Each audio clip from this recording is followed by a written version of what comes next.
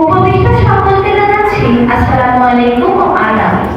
ধন্যবাদ জানাচ্ছি জেলা শিশু কর্মকর্তা ও বাংলাদেশ শিশু একাডেমি সিলেটকে বিশ্ব শিশু দিবস ও শিশু অধিকার সপ্তাহ 2024 কেমন বাংলাদেশ তার শীর্ষক অনুষ্ঠানে আগামী বাংলাদেশ সম্পর্কে আমাদের ভাবনা উপস্থাপনের এত সুন্দর একটি সুযোগ প্রদানের জন্য। আমি আবারও ধন্যবাদ জানাচ্ছি শ্রদ্ধেয় প্রধান শিক্ষককে আমাদের বিদ্যালয়ে নিজেদের ভাবনা উপস্থাপনের এত সুন্দর সুযোগ করে দেওয়ার জন্য। একটি বাংলাদেশ তুমি জাগ্রত জনতার, সারা বিশ্বের বিস্ময় তুমি আমার অহংকার। অমিত সম্ভাবনার দেশ আমাদের এই বাংলাদেশ, 18 কোটি মানুষের দেশ আমাদের বাংলাদেশ। মা মাটি ও মানুষের দেশ প্রিয় বাংলাদেশ।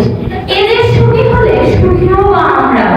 আর এই দেশকে সুখী রাখতে হলে প্রয়োজন সততা, দক্ষতা, ন্যায়পরায়ণতা ও দুর্নীতিমুক্ত মানুষের।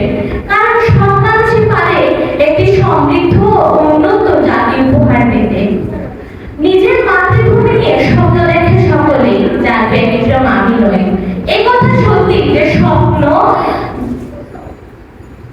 বাস্তব নয়, মস্তিষ্কের বিভ্রম মাত্র।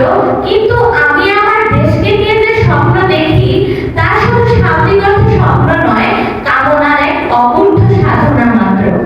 আমি আমার স্বপ্নের বাংলাদেশ যেভাবে দেখতে চাই তার কতিপয় বৈশিষ্ট্য এখন তুলে ধরছি। প্রথমত, আমি স্বপ্ন দেখি এক দুর্নীতিমুক্ত বাংলাদেশের। কারণ একটি উন্নত জাতি গঠনের মূল অন্তরায় হলো দুর্নীতি। আমার দেশে অফিস আদালতে কোর্ট কাছারিতে ফাইল চলবে তার নিজস্ব গতিতে, যেখানে ঘুষ তন্ত্রী নামক শব্দটি হবে মানুষের কাছে অপরিচিত। অফিস আদালতে কর্মফাঁকি, উপর মহলের চাপ, অযোগ্যদের উচ্চাসন লাভ থাকবে না এই দেশে।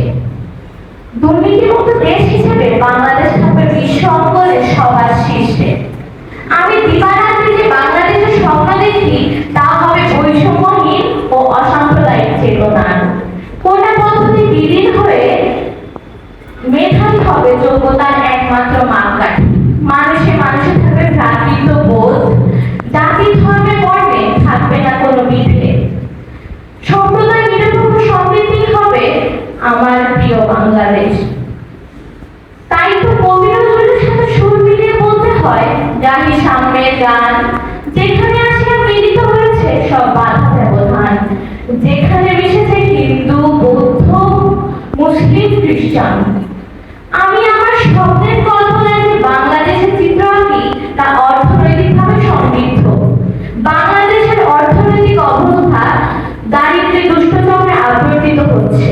প্রযুক্তি, মূলধন ও বেকারত্ব ও দারিদ্র্যের সীমাহীন কষাঘাতের বিপরীতে আমার স্বপ্নের বাংলাদেশ সমৃদ্ধের শীর্ষে থাকা এক গর্বিত জাতির নাম।